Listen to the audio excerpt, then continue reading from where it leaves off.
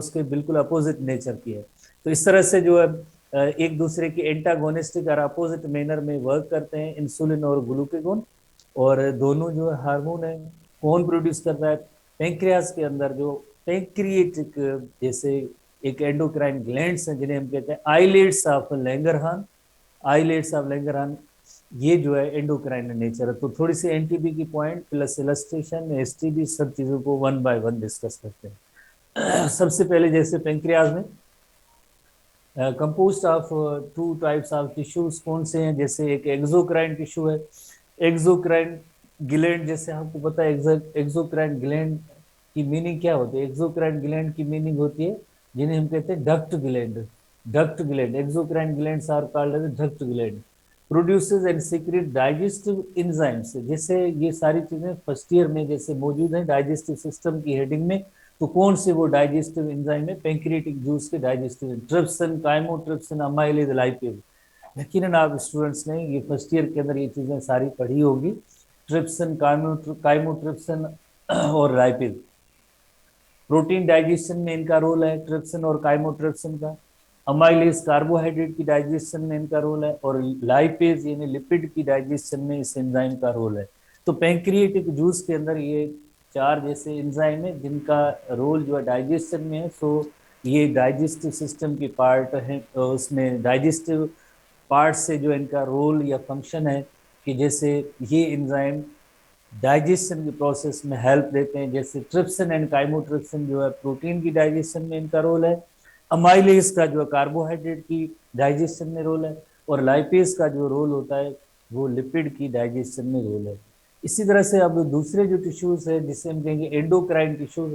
और आपको पता है कि एंडोक्राइन ग्लैंड कौन से हैं? जिन्हें हम कहते हैं duct less gland. Duct less gland जो एंडोक्राइन ग्लैंड्स हैं, डक्ट लेस ग्लैंड यानी जिनके अंदर कोई डक्ट ट्यूब वेसल नहीं है, अपनी सीक्रेशन डायरेक्टली ब्लड स्ट्रीम में दाखिल हो जाती है इनकी। और डायरेक्टली दाखिल होने के बाद जाके टारगेट सेल तक जाके इफेक्ट करती है। They are distributed in the form of patches in the pancreas and these patches are called as islets of Langerhans। Langerhans person का नेम है, इस वजह से लैंगरहान ये नेम आया है। 1869 में जर्मन पैथोलॉजिस्ट में पैथोलॉजिकल एनाटॉमिस्ट थे पॉल लैंगरहान। इसको जो है ये जो इस टर्म इसको रेफर करता है इस पर्सन को, जैसे पैथोलॉजिकल एनाटॉमिस्ट था पॉल लैंगरहान। इसको ये नेम जो क्रेडिट इसको दिया गया इसमें। तो आइलेट्स ऑफ लैंगरहान, आइलेट्स जस्ट एक क्लस्टर होते हैं, ग्रुप होते हैं, ग्रुप ऑफ सेल्स होते हैं जो दूसरे सेल से, सराउंडिंग सेल से टोटली जैसे डिफरेंट होते हैं। तो उन क्लस्टर ऑफ सेल्स के लिए लफ्ज आइलेट्स ऑफ लैंगरहान। लैंगरहान पर्सन का नेम है जो एंडोक्राइन इन नेचर है, जो हार्मोन प्रोड्यूस करेंगे। पेंक्रियास सब की सब सेल्स उसके हार्मोन प्रोड्यूस नहीं करते हैं। एक सर्टेन पैचेस हैं, क्लस्टर ऑफ सेल्स हैं जिन्हें हम कहते हैं आइलेट्स ऑफ लैंगरहान। यही जो आइलेट्स ऑफ लैंगरहान है जो हार्मोन प्रोड्यूस करेंगे। कौन से हार्मोन है? Islets of Langerhans secrete two hormone, एक इंसुलिन है और दूसरा ग्लूकागोन। इंसुलिन कौन प्रोड्यूस करेगा? बीटा सेल्स करेंगे। और इनकी जो तादाद या जो ज्यादा होती है मिकदार इनकी ज्यादा रिलीज होती है। और ग्लूकागोन अल्फा सेल करते हैं और इनकी तादाद पेंक आइलेट्स ऑफ लैंगरहान के हवाले से भी जो ग्लूकागोन प्रोड्यूस करने वाले अल्फा सेल्स हैं इनकी तादाद जैसे कम होती है। These cells respond directly to the level of blood glucose level. जैसे हम आमतौर पे एक वेरी सिंपल सा जैसे इक्वेशन के तौर पे हम पढ़ते हैं इसको, जब ग्लूकोज एक्सेस में होती है तो it is converted into glycogen. और जब बॉडी में ग्लूकोज की जरूरत होती है तो glycogen is converted into glucose. ऐसी दो जैसे आप कहें कि वेरी सिंपल मैनर में आपने ये ऐसी इलस्ट्रेशन देखी है। Glucose is converted into glycogen by the action of insulin. यानी इंसुलिन का काम ये हुआ कि ब्लड के अंदर अगर ग्लूकोज लेवल बढ़ी है उसको कम करना। कम करने का तरीका, ग्लूकोज को कम करने का तरीका ये है कि ग्लूकोज की फॉर्म जो चेंज हो जाएगी ग्लाइकोजन में। तो इसी तरह से ब्लड के अंदर जो ग्लूकोज लेवल होती है वो डिक्रीज हो जाएगी या कम हो जाएगी। तो ब्लड के अंदर ग्लूकोज लेवल कम हो जाएगी जब ग्लूकोज का फॉर्म चेंज हो जाएगा। Glucose is converted into glycogen. तो इसमें आप ये भी थोड़ा सा देखें ना कि ये हार्मोन कब रिलीज होता है, इंसुलिन हार्मोन कब रिलीज होता है, उसके लिए स्टिमुलस क्या है। जैसे इससे पहले आपने कैल्सिटोनिन और पैराथार्मोन हार्मोन के बारे में पढ़ा था कि उनके रिलीज के लिए स्टिमुलस क्या है। जैसे कैल्सिटोनिन हार्मोन कब रिलीज होता है, कैल्सिटोनिन हार्मोन तब रिलीज होता है जब ब्लड के अंदर कैल्शियम लेवल बढ़ी होती है, 9 to 11 मिलीग्राम पर 100 मिलीलीटर ऑफ द ब्लड, उससे ज्यादा होती है तो मीन्स कैल्सिटोनिन रिलीज होता है। उसके बाद जब इससे लेवल से कम होती है तो मीन्स पैराथार्मोन रिलीज होता है। ये भी दोनों एंटागोनिस्टिक थे और ये भी दोनों एंटागोनिस्टिक है। ग्लूकेगोन और जो है इंसुलिन बोथ आर एंटागोनिस्टिक। तो आप क्या कहेंगे कि glucose is converted into glycogen किस के एक्शन में, by the help of insulin. तो इंसुलिन कब रिलीज होगा, ब्लड की ग्लूकोज लेवल लो होगी या हाई होगी। तो आप टाइप करें लो या हाई में, टाइप करें जूम चैट के अंदर लो या हाई में, ताकि थोड़ा हमें अंदाजा हो जाए कि ऐसा। अच्छा, हाई लेवल, जब ब्लड के अंदर ग्लूकोज लेवल हायर होगी, कितनी हायर, जैसे हमने कैल्शियम के बारे में सीखा था कि 9 to 11 मिलीग्राम पर 100 मिलीलीटर ऑफ द ब्लड। तो इनकी जो एक जैसे सेट पॉइंट है हमारे हाइपोथैलेमस के अंदर, एक सेट पॉइंट है, इसी तरह से एक सेट पॉइंट है वो है 90 मिलीग्राम पर 100 millilitre of the blood, 100 millilitre of the blood. अगर इससे ज्यादा इस लाइक सेट पॉइंट से अगर ग्लूकोज की मिकदार ज्यादा है ब्लड के अंदर, ज्यादा है, तो फौरन कौन सा हार्मोन रिलीज होगा, इंसुलिन रिलीज होगा। तो फिर इंसुलिन क्या करेगा, इस इंक्रीज्ड ग्लूकोज लेवल को ग्लाइकोजन में कन्वर्ट करता है। और भी इफेक्ट है हम पढ़ेंगे, बट फिलहाल हम इंसुलिन को समझने की कोशिश करते हैं कि इसका काम क्या होता है। इसका काम ये है कि जैसे ब्लड के अंदर जो इंक्रीज्ड लेवल है, हाई लेवल है ग्लूकोज की, उसको थोड़ा कम करना, डिक्रीज करना। एक फॉर्म डिक्रीज का ये भी होता है कि glucose is converted into glycogen, glucose is converted into glycogen. इसी तरह से ग्लूकेगोन हार्मोन का काम क्या होता है, ग्लाइकोजन को ग्लूकोज में कन्वर्ट करना।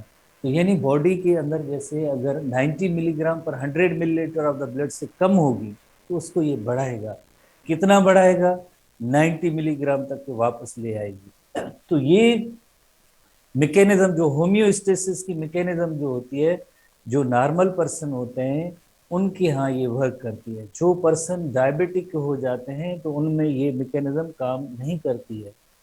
जो नॉर्मल होते हैं, नॉर्मल इंडिविजुअल होते हैं, तो उनके अंदर अगर ग्लूकोज लेवल बढ़ भी जाए तो उनके अंदर इंसुलिन रिलीज होता रहेगा और उसको डिक्रीज, यानी उसको फॉर्म को चेंज करके डिक्रीज करता रहेगा। बट जो डायबिटिक पर्सन होंगे तो उनके अंदर ब्लड ग्लूकोज लेवल अगर बढ़ी होगी तो नेचुरल मैकेनिज्म उनमें नहीं होगी कि अब वो खुद ब खुद जैसे इंसुलिन रिलीज हो और ग्लूकोज की बढ़ी हुई लेवल को जैसे कम किया जाए। तो यकीनन थोड़ा बहुत आपके पास ऐसे आइडियाज होंगे। तो हम आगे देखते हैं कि लाइक ये सेल पेंक्रियाज के अंदर कहाँ है। पहले पहले सबसे पहले हमने ये इसमें लर्न किया कि जैसे पेंक्रियाज के अंदर एक एक्सोक्राइन पार्ट होता है, दूसरा एंडोक्राइन पार्ट होता है। एक्सोक्राइन पार्ट का काम क्या है और एंडोक्राइन पार्ट का काम क्या है, ये हमने सीखा। उसके बाद हम नेक्स्ट आते हैं कि लाइक ये पार्ट्स हैं कहाँ। जैसे पेंक्रियास, जैसे आपको पता है कि लीफ लाइक तरह जो स्ट्रक्चर है, ये स्मॉल इंटेस्टाइन का फर्स्ट पार्ट है जिसे हम कहेंगे ड्यूडिनम कहेंगे। ड्यूडिनम में जैसे एक लिवर की जो सिक्रीशन होती है, आपको पता है लिवर की सिक्रीशन बाइल डक्ट के जरिए, जैसे बाइल जूस जो होती है, लिवर की सिक्रीशन को बाइल जूस कहते हैं, वो बाइल जूस आके बाइल डक्ट के जरिए ड्यूडिनम में दाखिल होती है। इसी तरह से जो पेंक्रियास पार्ट होता है उसका जो लाइक उसके अंदर दो किस्म के जैसे सेल्स हैं, एक एक्सोक्राइन इन नेचर है और दूसरे हैं एंडोक्राइन इन नेचर। तो एक्सोक्राइन ये आप जैसे ग्रुप की सूरत में आप छोटे छोटे ये सेल्स देख रहे हैं, असाइनर सेल्स कहते हैं। Acinar cells secrete digestive enzymes into pancreatic duct. हमारे पीएमसी के सिलेबस में ये डाइजेस्टिव सिस्टम भी है। आगे फर्स्ट ईयर में हम ये टॉपिक डिस्कस करेंगे। और जो एसटीबी में जो बुक्स में पॉइंट्स हैं उनसे ज़रा डिफरेंट है, तो उसमें भी असाइनर सेल आएगा, हम डिटेल में इसको डिस्कस करेंगे, किस तरह से एंजाइम कहाँ से रिलीज होंगे, ये सारी चीज़ें आगे मौजूद हैं। यहाँ पे आप सिंपली ये नोट कर सकते हैं कि एक्सोक्राइन जो पार्ट होता है, जो डक्ट लेस है, exocrine that is exocrine duct है, endocrine ductless, endocrine ductless. तो एक्सोक्राइन पार्ट होता है असाइनर सेल्स जो डाइजेस्टिव एंजाइम प्रोड्यूस करते हैं। कौन से डाइजेस्टिव एंजाइम? थोड़ी देर पहले आपने जैसे पढ़ा है, ट्रिप्सिन, काइमोट्रिप्सिन, अमाइलेज, लाइपेज, ये सारे डाइजेस्टिव एंजाइम्स है। किसमें? पैंक्रिएटिक डक्ट में। ये जो सेंटर में जैसे डक्ट जा रहा है, इस डक्ट का नेम है, ट्यूब का नेम है, वेसल का नेम है पैंक्रिएटिक डक्ट। तो यानी ये सेल्स अपनी जितनी भी सिक्रीशन होंगी ये सब पैंक्रिएटिक डक्ट में ऐड करेंगे। पैंक्रिएटिक डक्ट आके किसको ज्वाइन करता है? बाइल डक्ट को ज्वाइन करता है। देन ये कौन सा डक्ट बनता है? Hepato pancreatic duct. और जाके स्मॉल इंटेस्टाइन के फर्स्ट पार्ट ड्यूटीनम में ये दोनों सिक्रीशन दाखिल हो जाती है। लिवर की सिक्रीशन बाइल जूस वो भी स्मॉल इंटेस्टाइन के फर्स्ट पार्ट ड्यूटीनम में दाखिल होती है। पेंक्रियाज के जो असाइनर सेल्स हैं वो डाइजेस्टिव एंजाइम्स प्रोड्यूस करते हैं, उनकी सिक्रीशन पेंक्रिएटिक डक्ट से देन ज्वाइन होगी बाइल डक्ट के साथ, उसे हम कहते हैं hepato pancreatic duct. Hepato pancreatic duct that इंटर्स into duodenum, first part of the small intestine. इसी तरह से जो दूसरे जैसे ये सेल्स आपको नजर आ रहे हैं थोड़े से, इन सेल्स का जैसे ये आइलेट्स ऑफ लैंगरहान है पेंक्रियाज के अंदर। आइलेट्स ऑफ लैंगरहान है जो एक्सो एंडोक्राइन इन नेचर है, आइलेट्स ऑफ लैंगरहान। और ये सेल्स हार्मोन सीक्रेट करेंगे। तो आप देखें ये सेल्स हार्मोन सीक्रेट करेंगे तो हार्मोन किस में जाएंगे? ब्लड वेसल के अंदर डायरेक्टली, इसके सराउंडिंग ब्लड वेसल्स होंगी तो उसके अंदर डायरेक्टली इंटर होता है। ये फर्क होता है एक्सोक्राइन और एंडोक्राइन ग्लैंड का। तो पेंक्रियास के अंदर दोनों चीजें मौजूद हैं, जैसे एक्सोक्राइन जो है पार्ट्स मौजूद हैं, as well as endocrine part भी मौजूद है। एक्सोक्राइन जो है डक्ट ग्लैंड जिसे कहते हैं, तो उनकी सीक्रेशन पैंक्रिएटिक डक्ट के जरिए जाके बाइल डक्ट को ज्वाइन करेंगे और देन जाके स्मॉल इंटेस्टाइन के फर्स्ट पार्ट ड्यूडेनम में दाखिल होगी। बट जो एंडोक्राइन आइलेट्स ऑफ लैंगरहान है, जो जिसके अंदर एक अल्फा सेल्स होते हैं, दूसरे बीटा सेल्स होते हैं, ये जो हार्मोन प्रोड्यूस करेंगे ये कहाँ जाएंगे? ये हार्मोन प्रोड्यूस करेंगे डायरेक्टली ब्लड वेसल के अंदर इंटर। क्योंकि हार्मोन की जैसे आपने नेचर पढ़ी है कि हार्मोन जो है कोई डक्ट वगैरह नहीं होता है, डायरेक्टली ब्लड स्ट्रीम में दाखिल होते हैं। तो इसी तरह से पेंक्रियाज में काफी सारी जो ब्लड वेसल्स है उनके अंदर जो है अपनी ये सिक्रीशन जो है ऐड करते हैं और देन टारगेट ऑर्गन तक जाते हैं। थोड़ी सी ये इनलार्ज तस्वीर है, जैसे ये कॉमन बाइल डक्ट हुआ, ये पेंक्रिएटिक पेंक्रियाज से पेंक्रिएटिक डक्ट दोनों ज्वाइन करके हेपेटो पेंक्रिएटिक डक्ट में जाएंगे। इसी तरह से अगर आप इनकी थोड़ी इलाज और मजीद इस सेक्शन की हम देखें कि इसके अंदर कौन कौन सी चीजें हैं, जैसे ये देखें ये सारे पेंक्रिएटिक आइलेट्स हैं, ये पार्ट पेंक्रिएटिक आइलेट्स है।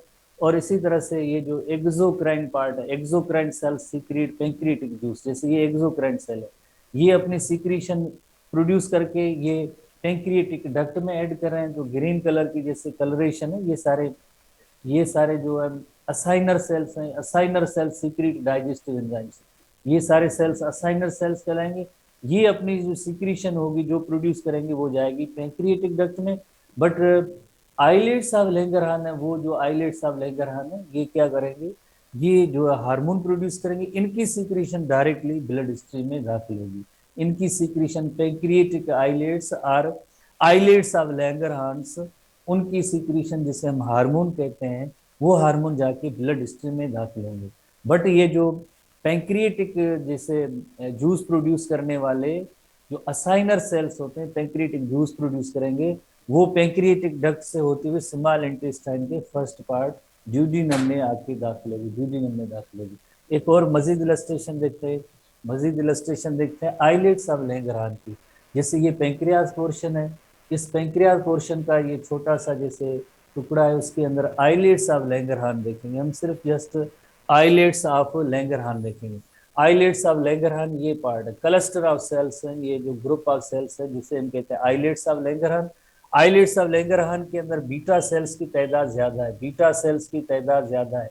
आइलेट्स ऑफ लैंगरहान के अंदर बीटा सेल्स का नंबर या तादाद ज्यादा है। अल्फा सेल्स हैं उनका तादाद कम होता है, अल्फा सेल्स का तादाद कम होता है। बीटा सेल्स जैसे हमने एनटीबी बुक के अंदर पॉइंट में भी पढ़ा था, बीटा सेल्स क्या प्रोड्यूस करते हैं? बीटा सेल्स आपको पता है इंसुलिन प्रोड्यूस करते हैं, और अल्फा सेल्स है ग्लूकेगोन प्रोड्यूस करते हैं। अल्फा सेल्स ग्लूकेगोन प्रोड्यूस करते हैं। तो अल्फा सेल्स जो होते हैं उनकी तादाद कम, बीटा सेल्स की तादाद ज्यादा जो ग्लूकेगोन प्रोड्यूस करते हैं, जो ग्लूकेगोन प्रोड्यूस करते हैं। मजीद आए देखिए यहाँ एक और जैसे इलस्ट्रेशन है, इसमें भी जैसे आप देखिए alpha cells they produce glucagon, और इसी तरह से बीटा सेल्स जो जिनकी तादाद ज्यादा है, बीटा सेल्स ये इंसुलिन प्रोड्यूस करते हैं। और इस स्ट्रक्चर को जैसे जैसे ये पैंक्रियास की इस छोटी सी स्ट्रक्चर को इलाज किया गया है, तो इसके अंदर हम देख रहे हैं कि आइलेट्स ऑफ लैंगरहान है, ये आइलेट्स ऑफ लैंगरहान है जिसके अंदर अल्फा सेल्स भी है, जिसके अंदर बीटा सेल्स है। अल्फा सेल्स आपने देखा कि उनकी तादाद कम है as compare to beta cell, यानी इंसुलिन ज्यादा जैसे प्रोड्यूस हो रही है इसमें, सिंपल वर्ड्स में हम ये कहेंगे। नेक्स्ट हम आते हैं एक और जैसे इलस्ट्रेशन है, अगेन जैसे आप स्टूडेंट को ये सारी चीजें याद हो जाए। जैसे आप देखें ये अगेन आइलेट्स ऑफ लैंगरहान है, ये अल्फा सेल्स है जो ग्लूकेगोन प्रोड्यूस करेंगे। देखें अल्फा सेल ये ग्लूकेगोन प्रोड्यूस करे, अल्फा सेल ग्लूकेगोन प्रोड्यूस करे। और बट आप देखें सबसे ज्यादा जैसे कौन से बीटा सेल्स, ये सारे बीटा सेल्स हैं, ये बीटा सेल्स है, बीटा सेल है, बीटा सेल क्या करते हैं, इंसुलिन प्रोड्यूस करते हैं। ये फूलों जैसी स्ट्रक्चर कौन सी है, अगर कोई स्टूडेंट बताएगा ये कौन सी स्ट्रक्चर है, टाइप करेंगे तो ये कौन से सेल्स हैं, सेल्स के नेम बताएं। कैसे साहब, असाइनर सेल, एग्जैक्टली आप ऑलवेज राइट होते हैं। मैं यही सोचता हूँ कि आप ऑलवेज राइट हैं, असाइनर सेल्स हैं। असाइनर सेल्स क्या प्रोड्यूस करते हैं, डाइजेस्टिव एंजाइम प्रोड्यूस करते हैं, डाइजेस्टिव एंजाइम प्रोड्यूस करते हैं, डाइजेस्टिव एंजाइम प्रोड्यूस करते हैं। ठीक है, जो 4 एंजाइम हमने पढ़े थे ये सारे असाइनर सेल्स हैं। ये एक्सोक्राइन पैंक्रियाज है, असाइनर सेल्स हैं, डक्ट, ये डक्ट सेल्स हैं। इनकी secretion directly blood pancreatic duct के जरिए जाएगी आगे स्मॉल इंटेस्टाइन के फर्स्ट पार्ट ड्यूडिनम में। तो इसमें ज्यादातर आप देख रहे हैं अगेन जो है बीटा सेल्स ज्यादा है, ताकि ये आप इतनी इलस्ट्रेशन देखें तो आपको याद हो जाए। ठीक है, इससे अब आगे आते हैं, नेक्स्ट आते हैं इनकी ग्लूकोज मेटाबॉलिज्म का जैसे एक होम्योस्टेसिस की मैकेनिज्म हम देखेंगे। होम्योस्टेसिस की मैकेनिज्म क्या है, जैसे सेट पॉइंट है 90 मिलीग्राम पर 100 millilitre of the blood, set point है 90 मिलीग्राम पर 100 millilitre of the blood. Stimulus क्या है, अगर ब्लड ग्लूकोज लेवल 90 मिलीग्राम से बढ़ता है, 90 मिलीग्राम पर 100 मिलीलीटर ऑफ द ग्लूकोज से बढ़ता है तो पैंक्रियाज फौरन, जो पैंक्रियाज के कौन से सेल्स जो एक्टिवेट होंगे, बीटा सेल्स एक्टिवेट होंगे और जो इंसुलिन प्रोड्यूस करेंगे। जैसे आपने समझा है, पढ़ा भी है, सीखा है कि इंसुलिन हार्मोन तब रिलीज होता है जब ब्लड ग्लूकोज लेवल इंक्रीज हो, हाई हो, बढ़ी हो, रेस्ड हो, नॉर्मल जो लेवल है उससे बढ़ी हुई, नॉर्मल लेवल तो 90 मिलीग्राम पर 100 मिलीलीटर ऑफ द ब्लड है। अब उससे जो है बढ़ी हुई लेवल है, हाइपोथैलेमस को जैसे पता चल जाता है और फिर आगे पूरी मैकेनिज्म जैसे स्टार्ट होती है, तो फिर उसके बाद क्या होता है, पैंक्रियास में से जो है बीटा सेल्स जो है इंसुलिन प्रोड्यूस करेंगे।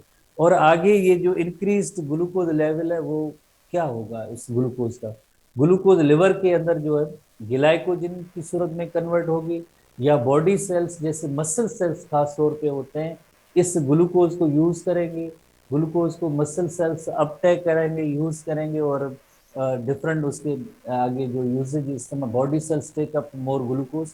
तो ये काम होगा इंसुलिन का। आगे एक और 2 काम और भी है, जैसे ग्लूकोज को अमाइनो एसिड्स और जैसे फैट्स में भी कन्वर्ट करने का काम, ये अगेन जो है इंसुलिन का। एसटीपी के अंदर वेरी क्लियर लिखा हुआ है कि अगर एक्सेस ग्लूकोज होगी it will be converted into amino acids, proteins, amino acids में भी कन्वर्ट होगी, फैट्स में भी कन्वर्ट होगी, और बॉडी सेल्स भी इसको अपटेक करेंगे, ग्लाइकोजन में भी कन्वर्ट होगी। तो ये सारे काम जो है किसके, ये सारे काम इंसुलिन के होते हैं।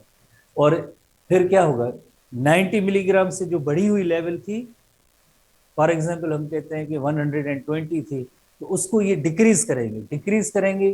कितनी डिक्रीज करेंगे, ब्लड ग्लूकोज लेवल डिक्लाइन है, डिक्लाइन की मीनिंग है डिक्रीज, डिक्रीज होती हुई जब 90 मिलीग्राम तक पहुंच जाएगी, तो उसके बाद एक होम्योस्टेसिस की मैकेनिज्म के हवाले से अगर आप देखें, जब ब्लड ग्लूकोज लेवल 90 मिलीग्राम तक पहुंच जाए तो फिर कोई स्टिमुलस नहीं रहेगा। किसके लिए स्टिमुलस, स्टिमुलस बीटा सेल्स के लिए, ताकि वो इंसुलिन प्रोड्यूस करे।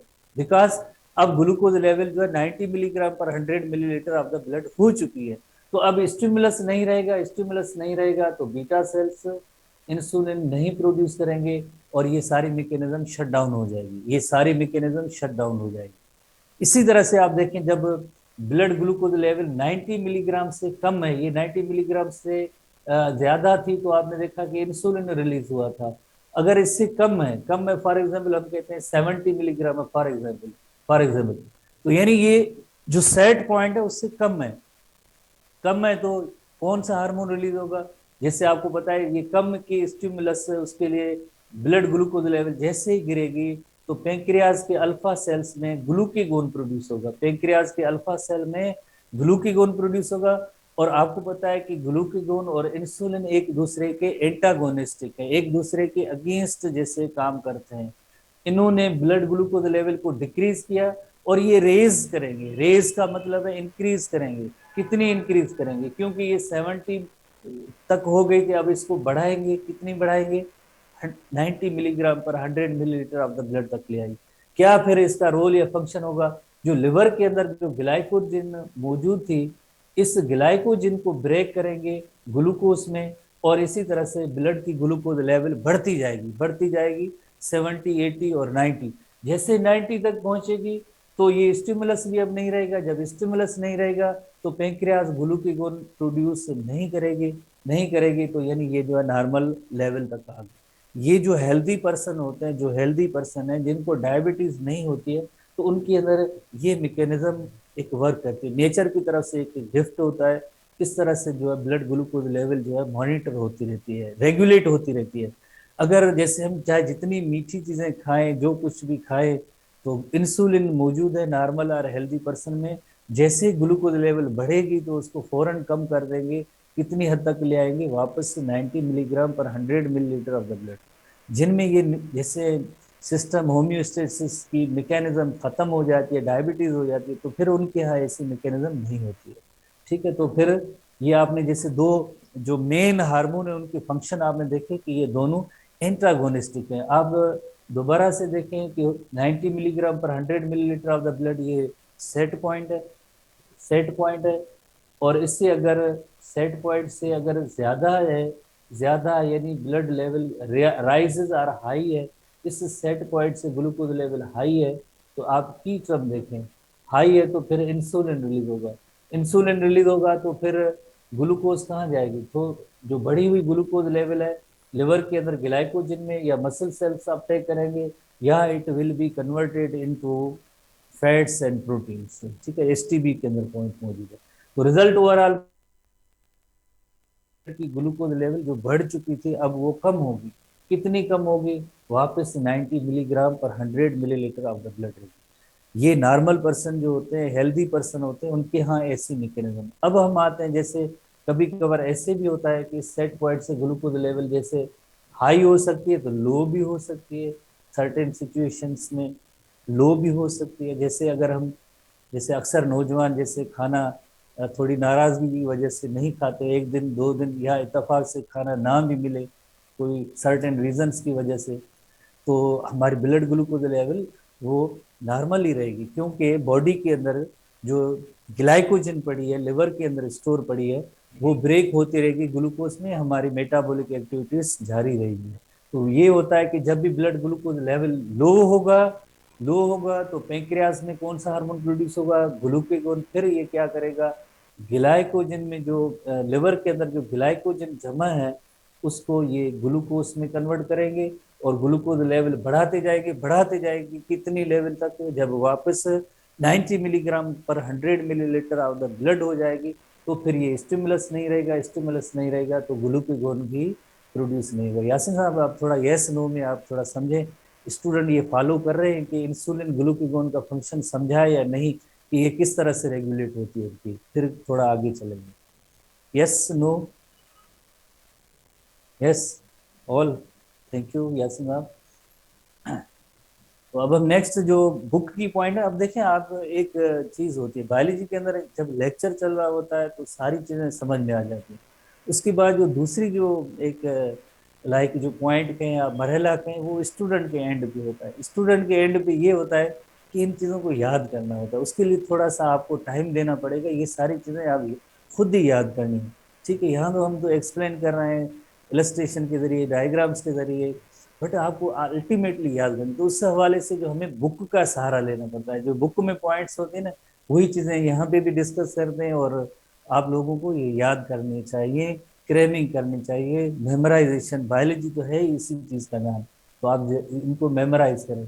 तो देखें, insulin secreted when level of the blood glucose rises, rises की मीनिंग है इंक्रीज।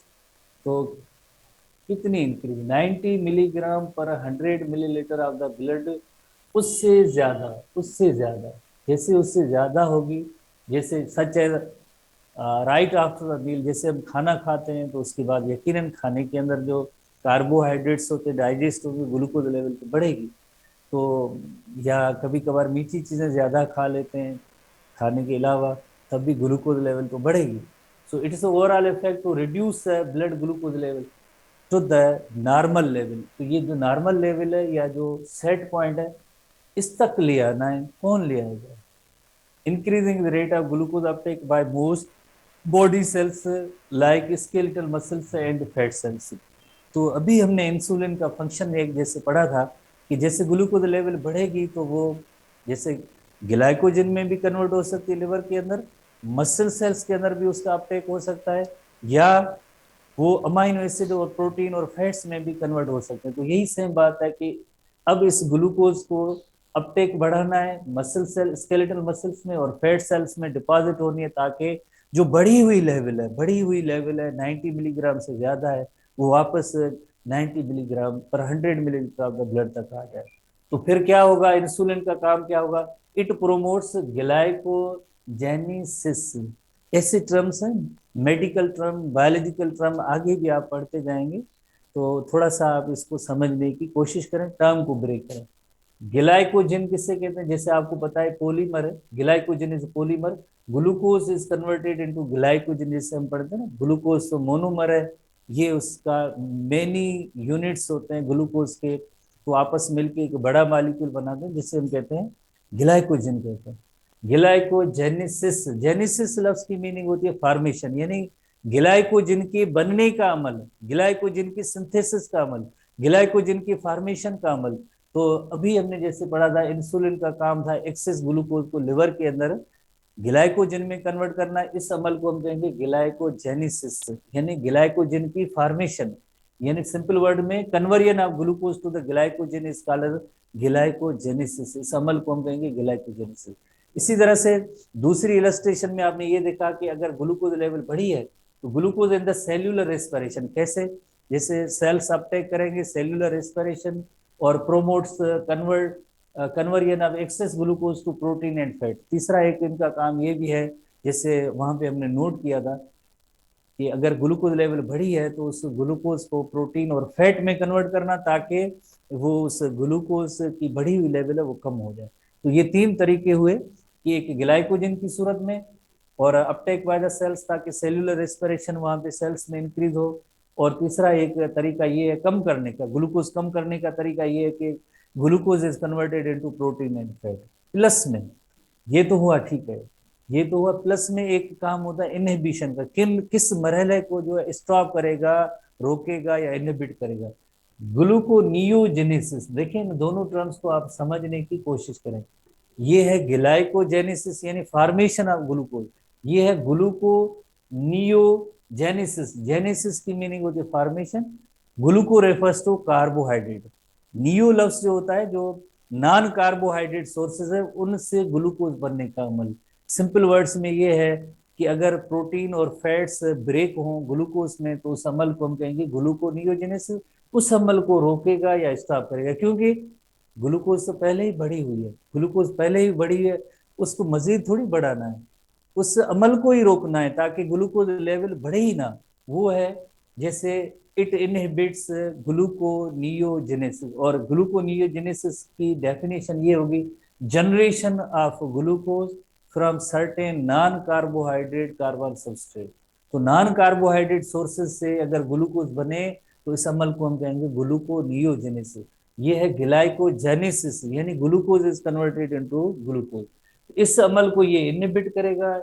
ये जैसे promotes the conversion of excess glucose to the protein and fat, increases the uptake of the cells by cell, by further use in cellular respiration glucose की, और promotes glycogenesis. ये तीन function जो आपको note करने, क्योंकि ये तीन इसकी याद होंगे तो आप ग्लूकागोन के फंक्शन आसानी से याद कर सकते हैं, ठीक है ना। तो कौन सा अमल, glucose is converted into glycogen, glucose is uptaken by the cells, glucose is converted into the lipids, fats and proteins. तो ये प्लस में it inhibits conversion of non carbohydrate जो सोर्सेज होते हैं ग्लूकोज के, उनमें से ग्लूकोज ना बने, ये ना बने, ठीक है। Generation of glucose from certain non carbohydrates, उस अमल को हम कहेंगे ग्लूकोनियोजेनेसिस, और ग्लूकोनियोजेनेसिस को ये इनहिबिट करेंगे या स्टॉप करेंगे, ग्लूकोनियो। और सिंपल वर्ड्स में, इस सब चीजों को सिंपल वर्ड्स में,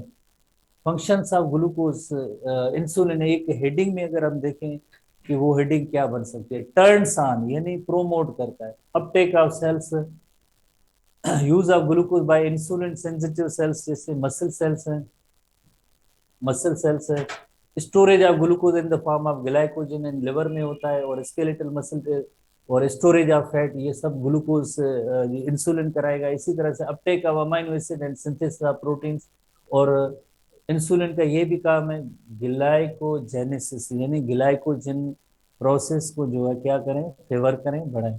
और किन चीजों को रोकेगा, स्टॉप करेगा, रोकेगा इस अमल को कि ब्रेक डाउन ऑफ ग्लाइकोजन ये ना हो, अगर ग्लाइकोजन की ब्रेक डाउन होगी तो ग्लूकोज ज्यादा होगा। इसी तरह से ब्रेक डाउन ऑफ फैट है, इसको भी रोकेगा, इस अमल को भी रोकेगा। इसी तरह से ब्रेक डाउन ऑफ प्रोटीन है, अगर प्रोटीन ब्रेक डाउन होंगे तो उसमें ग्लूकोज बन सकते हैं ग्लूकोनियोजेनेसिस के अमल में। फैट भी अगर ब्रेक है तो आगे जाके प्रोसेस है तो ग्लूकोज ज्यादा ना बने। इसी तरह से इट इनहिबिट्स ग्लूकोनियोजेनेसिस, अगर सिंपल वर्ड्स में हम कहेंगे ग्लूकोनियोजेनेसिस होने से भी रोकता है, ठीक है। अब फिजिक्स की क्लास होगी कल, दोबारा भी यहाँ से इंसुलिन से यहाँ से देखेंगे, एज वेल एज आगे ग्लूकागोन भी पढ़ेंगे, इससे रिलेटेड डिसऑर्डर्स हैं उनको भी देखेंगे। सी यू। कैसे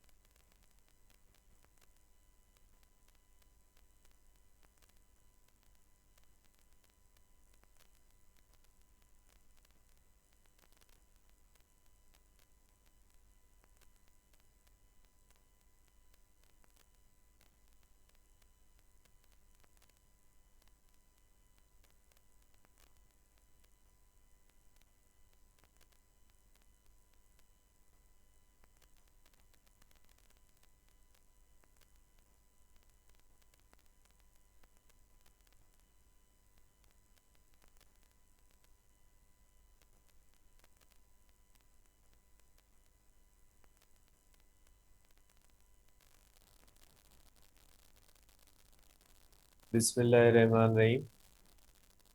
देखिए बेटा, आज कुछ क्वेश्चंस करेंगे। किरचॉफ के लॉ के ऊपर क्वेश्चन करेंगे और एक दो क्वेश्चंस और भी करेंगे जो इस तरह से रिलेटेड है, या सर्किट जो होता है सर्किट के भी क्वेश्चंस करेंगे कि सर्किट को कैसे सॉल्व किया जाता है। तो देखिए बेटा, बहुत सारे क्वेश्चंस हैं। जाहिर सी बात है कि वो सारे तो यहाँ पे मैं नहीं कर सकता, लेकिन ऐसे क्वेश्चंस जो बुक से रिलेटेड है, या जो ऐसे क्वेश्चंस जो कॉमन है, जिनकी नॉलेज होना ज़रूरी है, या जिनके आने के थोड़े बहुत चांसेस होते हैं, तो वो करेंगे। बाकी किरचॉफ लॉ जो है वो आपके सिलेबस में नहीं है, लेकिन उसको समझने के लिए क्वेश्चन का करना ज़रूरी है, ताकि जो कल प्रोसेसेस हमने किए थे वो आपके माइंड में क्लियर हो जाए। जब तक पीएमसी का न्यू सिलेबस आए, तब तक हमें ऐसे टॉपिक्स की स्टडी रखनी होगी जो रिलेटेड टॉपिक है। हो सकता है कोई टॉपिक इधर उधर हो, कोई निकल जाए, कोई उसमें शामिल हो जाए, तो फिर वो आगे हमारे लिए मसला ना हो। जैसे किरचॉफ लॉ जो पहले था शामिल था, बाद में निकाल दिए, अब हो सकता है वापस जो है वो उसको शामिल कर लें, इसलिए हमने उसको एहतियातन जो है वो पढ़ लिया है। बाकी जो है वो अगर आता है तो ठीक है, नहीं आता तो कोई मसला नहीं। तो बेटा, एक सर्किट है जो किसी बच्चे ने मुझे भेजा था, मुझे बेहतर लगा देखने में। ये सर्किट कॉम्प्लिकेटेड लगता है, लेकिन करने में ये सर्किट बहुत ही इजी है। लेकिन इससे पहले एक कॉमन सा क्वेश्चन है, उसके ऊपर एक थोड़ी सी बात आपको बतानी है। उसके बाद हम जो है वो करते हैं सर्किट को। देखिए बेटा, इस तरह से है कि 100 watt and 220 volt bulb is used on 120 volt. Calculate power dissipation. ये बहुत ही एक कॉमन क्वेश्चन है। इसका थोड़ा कॉन्सेप्ट है जो माइंड में होना चाहिए। ठीक है बेटा, 100 वाट है और 220 वोल्ट है। यहाँ पे अगर हम देखते हैं बेटा, तो पावर तो दिया हुआ है। फिर स्टूडेंट इसमें कंफ्यूजन होता है कि फिर पावर डिसिपेशन कौन सा निकालना है। तो बेटा, अगर इसको हम देखते हैं, तो आप इसको इस तरह से करोगे बेटा कि इसका पावर वन होता है इज इक्वल टू 100 वाट, और वी वन है इज इक्वल टू 220 वोल्ट। इसका मतलब क्या है बेटा? इसका मतलब है कि जो मैन्युफैक्चरर है, जिसने ये बल्ब बनाया है, उसने इसकी कॉन्फ़िगरेशन ये रखी है। इसने जब ये बल्ब बनाया है, तो इस बल्ब की रेजिस्टेंस जो बनाई गई है, वो इस हिसाब से ये रेजिस्टेंस बनाई गई। ठीक है, मीन्स ये कॉन्फ़िगरेशन दी गई है कि बनाने वाली कंपनी ने ये बल्ब जब बनाया है, तो उस कंपनी ने इसकी रेजिस्टेंस इतनी रखी है कि इस रेजिस्टेंस के ऊपर और इन कॉन्फ़िगरेशंस के ऊपर ये आपको बेहतर कारकर्दगी देगा। मीन्स ये कंपनी बनाने वाली कंपनी की कॉन्फ़िगरेशन है। अब आपको फाइंड क्या करना है? आपको फाइंड करना है कि आपने तो इसको यूज ही नहीं किया। ठीक है बेटा, आपने इसको यूज किया 120 पे। कंपनी ने कहा था कि आपको यूज किस पे करना है? 220 पे। जब आप 220 पे करोगे तो इतना पावर खाएगा, और इसकी कारकर्दगी जो रहेगी वो सबसे बेहतर रहेगी। लेकिन आपने उसको 220 नहीं दिए, आपने उसको कितने दिए? 120 वोल्ट दिए। तो आपने तो उसका रिक्वायर्ड पोटेंशियल ही नहीं दिया। जब इसका पोटेंशियल 220 होगा तो ये पावर इतना खाएगा। अगर इसका पोटेंशियल 120 है तो ये पावर कितना खाएगा? असल क्वेश्चन ये है। इस क्वेश्चन का मतलब ये है कि कंपनी ने जब इसको बनाया था, तो 220 पे इसको बनाया था, और कंपनी ने कहा था अगर 220 वोल्ट दोगे तो ये 100 वाट बिजली इस्तेमाल करेगा। लेकिन आप उसको 220 पे यूज नहीं कर रहे, आप उसको 110 पे यूज कर रहे हैं। अब आप बताएं कि जब आप 110 पे उसको यूज करोगे तो वो कितना पावर खाएगा। तो ये जो क्वेश्चन होता है बेटा, इस क्वेश्चन को वी आई वाले फार्मूले में इस्तेमाल नहीं किया जा सकता, क्योंकि बेटा आई जो होता है वो दोनों कंडीशंस में डिफरेंट होगा। जब आप 220 वोल्ट पे आप इसको यूज करोगे तो आई अलग होगा, और जब 120 पे करोगे तो इसे आई अलग गुजरेगा। इसलिए इसमें करंट जो होता है वो दोनों कंडीशंस में डिफरेंट गुजरेगा, इसलिए आप ये इस्तेमाल नहीं करोगे। फिर कौन सा करोगे बेटा, इसकी रेजिस्टेंस जो होती है ना वो कांस्टेंट होती है, क्योंकि ये बना हुआ है, बनाई हुई चीज की रेजिस्टेंस कांस्टेंट होती है। तो इसमें आप लगाओगे जो है वो रेजिस्टेंस वाला फार्मूला। तो इस कंडीशन के अंदर जो सबसे इम्पोर्टेंट बात है वो ये है कि in this condition resistance remains same. In this condition, resistance remains same. ठीक है, रेजिस्टेंस रिमेन्स सेम। जब रेजिस्टेंस सेम रहेगी बेटा तो आप इसको इस तरह से करोगे कि power one is equal to V one square over R, और power two is equal to V two square upon R होगा।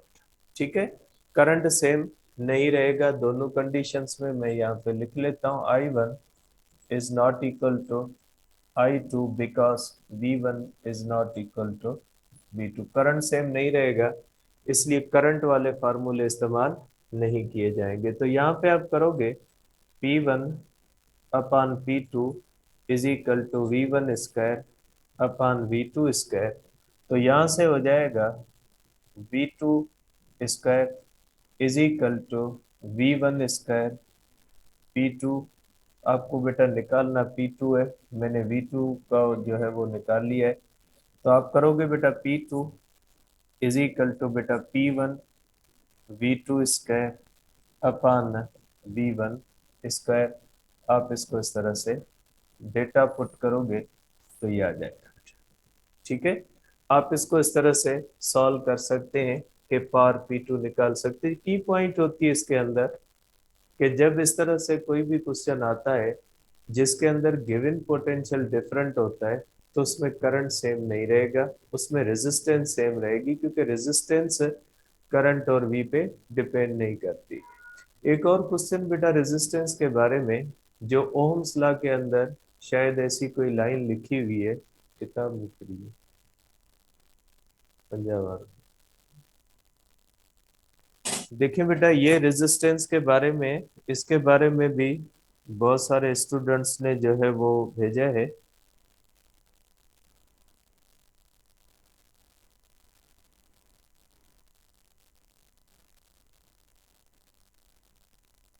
अब एक तो लाइन ये है, पंजाब के अंदर है, 39 पेज पे है बेटा। अगर पंजाब का बुक है आपके पास तो वो जो है वो आप ले लें।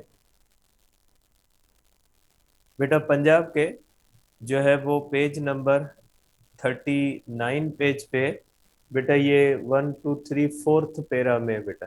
ये जो फोर्थ पैरा है इसकी फर्स्ट लाइन है बेटा, एक्सपेरिमेंटली। और ये जो लाइन थी ये एंट्री टेस्ट के अंदर आई है बेटा। ठीक है, ये लाइन इसकी experimentally the change in the resistance of metallic conductors with temperature is found to be nearly linear over a considerable range of temperature above and below 0 degree Celsius बेटा। तो इसमें कहा गया है बेटा कि जो कंडक्टर होता है उसकी रेजिस्टेंस एक लंबे टेम्परेचर तक, for example 100 degree, 200 degree, 300 degree, जैसे जैसे टेम्परेचर बढ़ाते जाएंगे और उसका ग्राफ बनाएंगे, स्ट्रेट लाइन बनेगा, टेम्परेचर बढ़ता जाएगा और उसकी रेजिस्टेंस बढ़ती जाएगी, तो उसका टेम्परेचर रेजिस्टर का जो ग्राफ बनेगा वो स्ट्रेट लाइन बनेगा। स्ट्रेट लाइन इसलिए बनेगा क्योंकि टेम्परेचर से रेजिस्टेंस बढ़ती है, लेकिन एक हद आएगी। उस हद के बाद, जैसे ये बेटा पेज नंबर 37 पे ग्राफ है कि देखें बेटा वोल्टेज बढ़ रहा है, करंट बढ़ रहा है, लेकिन आप देखोगे बेटा, ये आप ले लें बेटा पेज नंबर 30 जो है वो 7 पे ओम्स लॉ के अंदर ये ग्राफ दिया है। ये ग्राफ बेटा V और I का ग्राफ है, ठीक है, इतना नजर अच्छे तो क्लियर।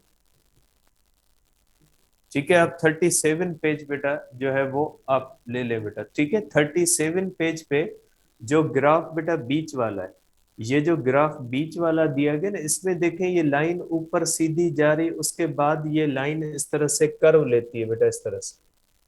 ठीक है, ये ग्राफ आपको कहता है कि ये लाइन इस तरह से कर्व लेती है कि V है और I है। तो बेटा यही बात उसी लाइन में कही गई है कि देखें जैसे जैसे पोटेंशियल बढ़ रहा है, करंट बढ़ रहा है, मींस रेजिस्टेंस कांस्टेंट। लेकिन जब करंट एक हद तक बढ़ जाएगा बेटा, जब करंट एक हद तक बढ़ जाएगा, तो आपको पता है बेटा कि जब किसी भी चीज से करंट गुजरता है ना, तो उस इलेक्ट्रॉन्स की कुलियंस होती है विद द मॉलिक्यूल्स, जिसका नतीजा क्या निकलता है कि कंडक्टर का टेम्परेचर बढ़ता है। तो बेटा जब बहुत ज्यादा करंट यहाँ पे गुजरेगा ना, तो करंट गुजरने की वजह से ये जो एटम्स की कुलियंस होंगी मॉलिक्यूल्स ऑफ द कंडक्टर के साथ, वो बढ़ेंगी, जिसका नतीजा क्या निकलेगा बेटा, जिसका नतीजा ये निकलेगा कि कंडक्टर का टेम्परेचर बढ़ जाएगा। टेम्परेचर बढ़ जाएगा तो रेजिस्टेंस बहुत ज्यादा बढ़ जाएगी, फिर V बढ़ने से I नहीं बढ़ेगा।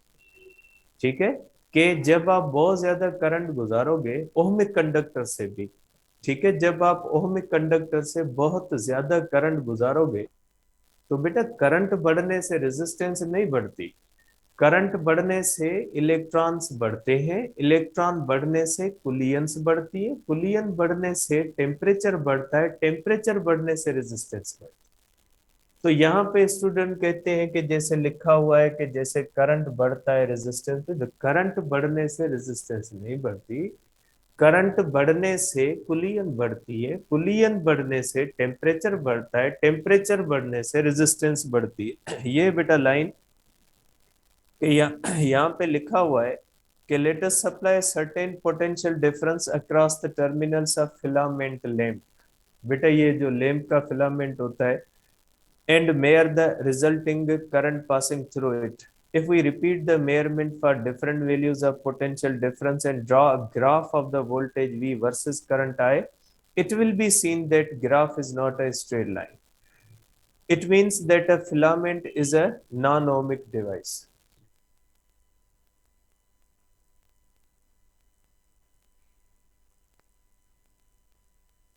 ये हमारे पास सेमीकंडक्टर होता है, अगर सेमीकंडक्टर पड़ा हुआ है,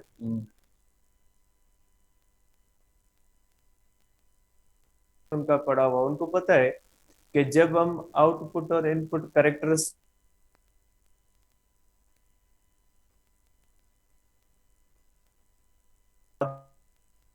potent huge amount of current flow करती है। तो ये ग्राफ जो है बेटा क्या कहता है, ये ग्राफ कहता है कि पोटेंशियल एक लेवल तक आएगा, उस लेवल के बाद इसका बैरियर टूटेगा, बैरियर टूटेगा, फिर पोटेंशियल थोड़ा बढ़ने से huge amount of current flow करेगी। तो नॉन जो इस तरह से लाइन स्ट्रेट नहीं बनती, इसका मकसद ये होता है कि ये जो होता है इसके अंदर करंट और पोटेंशियल का डायरेक्ट रिलेशन नहीं है। तो ये जो है ये ग्राफ बेटा है नॉन ओमिक का, लेकिन कंडक्टर्स भी ऐसे ही बिहेवियर शो करते हैं हाई टेम्परेचर के ऊपर।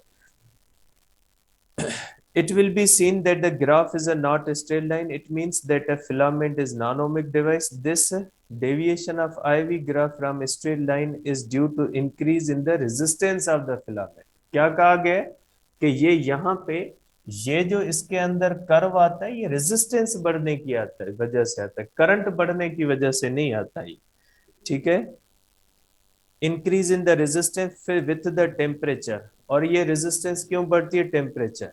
ठीक है, a topic which is discussed next, temperature जो होता है उसमें पढ़ते हैं बेटा। तो ये एक दो चीजें थी जो बहुत स्टूडेंट्स भेज रहे थे बार बार, तो ये बेटा ध्यान में रखिएगा कि करंट और पोटेंशियल के बढ़ने से कभी भी रेजिस्टेंस नहीं बढ़ती। नॉन ओमिक डिवाइसेस जो होते हैं वो ओम्स लॉ को फॉलो नहीं करते। ओम्स लॉ को फॉलो करने का मतलब ये होता है कि V और I का लीनियर रिलेशन नहीं है, और एक वाइड रेंज तक टेम्परेचर और रेजिस्टेंस का लीनियर रिलेशन रहता है, लेकिन बहुत ज्यादा टेम्परेचर बढ़ने के बाद, ठीक है, फिर वो स्ट्रेट रिलेशन नहीं रहता बेटा। ठीक है, तो ये हो गई हमारे पास कुछ चीजें जो बुक के अंदर थी, बच्चे बार बार भेज रहे।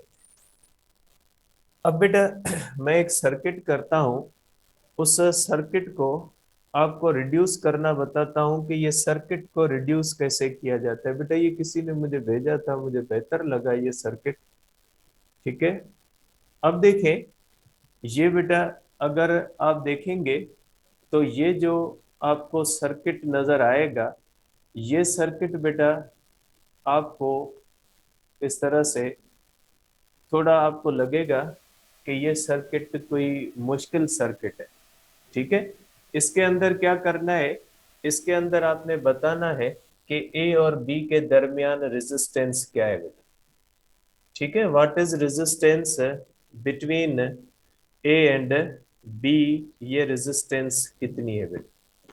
अब देखिए बेटा, इसके अंदर बहुत सारे रेजिस्टर्स हैं, आप इस रेजिस्टर को R1 बना ले बेटा, आप इस रेजिस्टर को R2 बना ले, आप इस रेजिस्टर को बेटा, इस रेजिस्टर को R3 बना ले बेटा, और इस तरह से इसको आप R4 बना ले, R आप 5 बना ले, R आप इसको 6 बना ले, R आप इसको 7 बना ले, इसको 8 बना ले, इसको आप 9 बना ले, और इसको आप 10 रेजिस्टेंस बना ले। ठीक है, अब ये हो गई हमारे पास बेटा, आपने रेजिस्टेंसेस के नेम दे दिए। ठीक है, अब आपने इस सर्किट के अंदर सबसे जो शुरुआती बात होती है वही मुश्किल होती है। ठीक है, अगर आपने उस चीज को शुरू कर लिया तो आप समझे आपने उस चीज को खत्म कर दिया। अगर आपकी शुरुआत सही है तो इसका मतलब ये है कि आप उस सर्किट को इजीली कर लोगे। अब आप शुरू कहाँ से करोगे बेटा, शुरुआत में सबसे पहले जो आपको ढूंढना होता है, वो ढूंढना होता है कि उस सर्किट के अंदर कौन से रेजिस्टर सीरीज में लगे हैं और कौन से रेजिस्टर पैरेलल लगे। बेटा पैरेलल के अंदर क्या होता है कि रेजिस्टर्स के दोनों दोनों एंड्स एक साथ कनेक्टेड होते हैं, और सीरीज में क्या होते हैं, एक दूसरे के साथ कनेक्टेड होते हैं, एक खत्म होता है वहां से दूसरा शुरू होता है। तो बेटा अगर आप इसको देखोगे तो इस सर्किट के अंदर, ठीक है, इस सर्किट के अंदर ये रेजिस्टर जो R2 और R3 बेटा ये सीरीज में लगे हुए। ठीक है, ये सर्किट में बेटा ये सीरीज में लगे हुए, तो आप करोगे बेटा R1 एंड R2, ये जो होते हैं ये बेटा सीरीज में। अब अगर ये सीरीज में है तो इनकी इक्विवेलेंट रेजिस्टेंस कैसे निकालोगे बेटा, R dash is equal to R1 plus R2, क्योंकि सीरीज में। अब इनकी जगह पे आप क्या करोगे बेटा, अब पूरे सर्किट को आप वापस बनाओगे बेटा। मैं यहाँ पे सर्किट बनाता हूँ इस तरह से बेटा। ठीक है, अब इन दोनों की जगह पे क्या लगेगा बेटा, इन दोनों की जगह पे R डैश लगेगा बेटा। ठीक है, ये आ गया, इसके बाद इसके अंदर ये बनता है बेटा, इसके बाद इसके अंदर ये बनता है। ठीक है बेटा, और इसके बाद इसके अंदर ये बनता है, और इसके बाद इसके अंदर ये बनता है। ठीक है, और ये दोनों किसके साथ कनेक्ट होंगे, ये दोनों ए के साथ कनेक्ट होंगे, और ये बी के साथ कनेक्ट होंगे, और यहाँ पे एक जो है वो बेटा इस तरह से, एक रेजिस्टर इस तरह से लगा हुआ है और एक रेजिस्टर इस तरह से।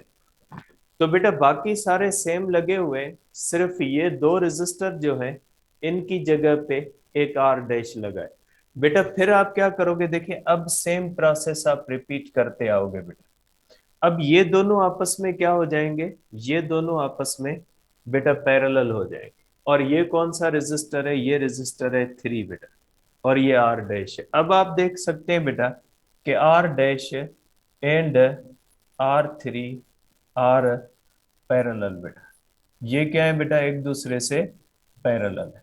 ठीक है, अब अगर इन दोनों को सॉल्व करोगे तो इन दोनों का आ जाएगा बेटा आपके पास 1/R डबल डैश हो जाएगा is equal to 1/r dash होगा बेटा, और +1/r3 बेटा। इन दोनों का क्या निकालोगे बेटा? इन दोनों का एक निकालोगे। जब इन दोनों का एक निकालोगे तो सर्किट इस तरह से हो जाएगा बेटा। ये पॉइंट ए है और इन दोनों की जगह पे क्या लगेगा?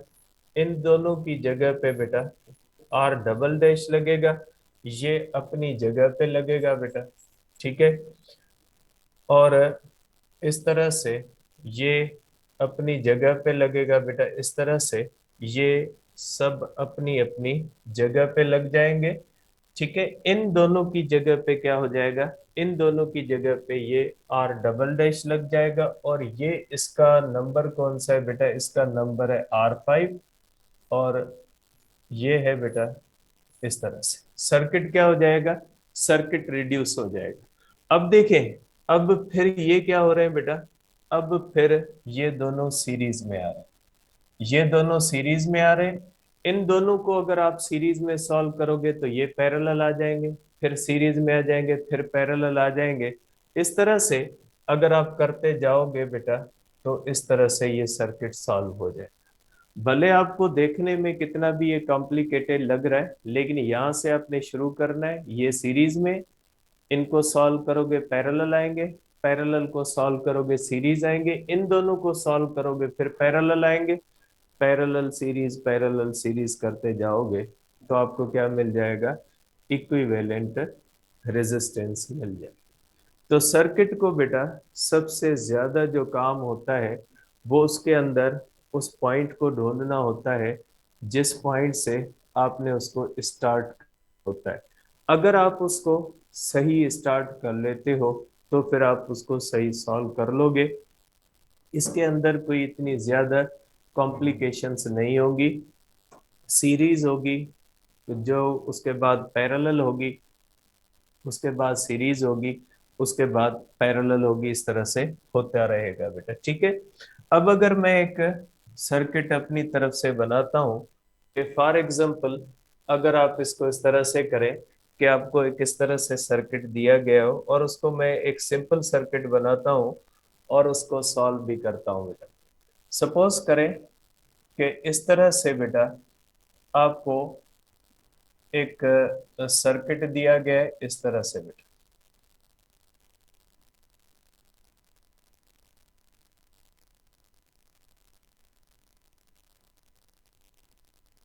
सपोज करें बेटा ये बैटरी के साथ कनेक्ट है, और यहाँ पे अगर इस तरह से इस तरह से आपके पास रेजिस्टेंसेस दी गई है, ठीक है। एक और रेजिस्टेंस भी मैं यहाँ पे लगा देता हूँ बेटा कि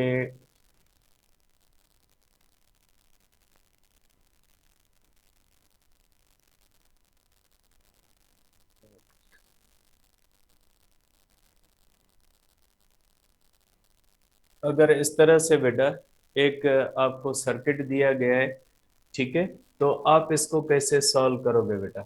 अगर सपोज करें कि इसको हम करते हैं बेटा, इसको रेजिस्टेंस 1 करते हैं, इसको रेजिस्टेंस 2 करते हैं, इसको रेजिस्टेंस 3 करते हैं बेटा, ठीक है, और इसको रेजिस्टेंस 4 करते हैं बेटा, इसको रेजिस्टेंस 5 करते हैं, और इसको रेजिस्टेंस हम करते हैं 6, ठीक है। ये एक सर्किट है बेटा।